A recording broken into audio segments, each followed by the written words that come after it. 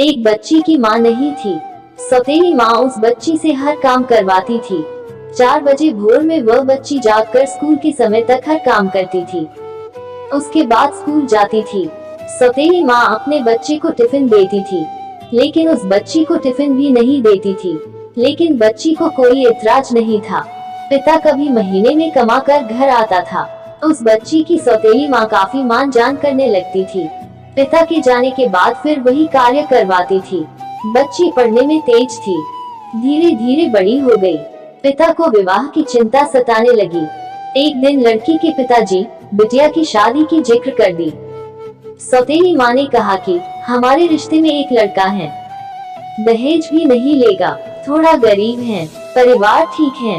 लड़की चूंकि पढ़ना चाह रही थी, लेकिन जबरदस्ती मंदिर में विवाह करके उसे उसके ससुराल भेज दी। लड़की जब ससुराल गई, उसे अपनी बदनसीब किस्मत सोचकर कुछ बोली नहीं।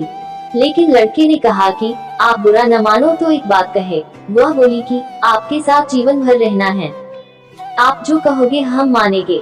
लड़का बोला, जहाँ से पढ़ाई छोड़ी है वहीं से आप शुरू कर दीजिए। हम गरीब जरूर हैं, लेकिन गवार नहीं हैं। लड़की अपने पति का पैर पकड़कर फफक कर रो दी। लड़का दिन रात मेहनत करने लगा। लड़की दिन रात पढ़ाई में मन लगा दी। लड़की एक बड़े शहर में रहकर IAS की तैयारी करने लगी। लड़का कमा कमा कर पैसा देने चला आता था। लड़कियों के हॉस्टल के बाहर मिलकर पैसा दे देता था और फिर पुनः घर वापस चला आता था। लड़की IAS में सेलेक्ट हो गई। वह IAS की ट्रेनिंग पर चली गई और किसी दूसरे प्रदेश में DM बन गई। संयोग से लड़का पता लगाकर जब वहां पहुंचा, तो लड़की की सारी व्यवस्था देखकर लड़का खुद शर्मिंदगी खाने लगा और वह मन बना लिया कि हम खुद इनकी जिंदगी से दूर हो जाए। लड़के की माँ की तबीयत खराब थी। लड़का हफ्ते भर से मिलने के लिए प्रयास कर रहा था, लेकिन कोई मिलने नहीं दिया। ठंड का मौसम था। DM साहिबा का कंबल वितरण का होर्डिंग लगा था। वो भी सवेरे से लाइन लगाकर खड़ा हो गया, जिसमें 5 गरीब चुने गए। उसमें वह लड़का भी था। DM साहिबा गाड़ी से उतरी और एक एक करके कंबल देना शुरू की। जब 5वें आदमी को कंबल देने की बारी आई, वो लड़का अपना मुंह तौलिया से बांधे खड़ा हो गया।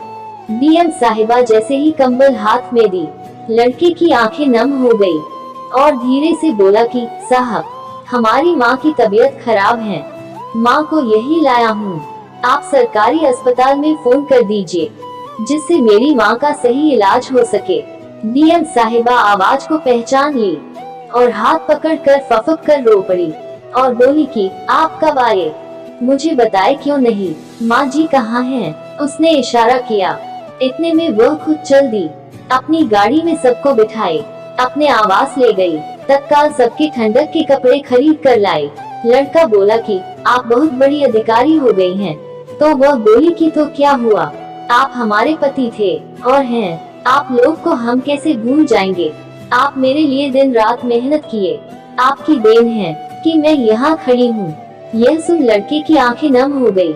इतने में DM साहिबा भी अपनी आंखों के आंसू रोक न पाई और अपने पति के गले सिमट कर रो पड़ी और अपने परिवार के साथ रहने लगी।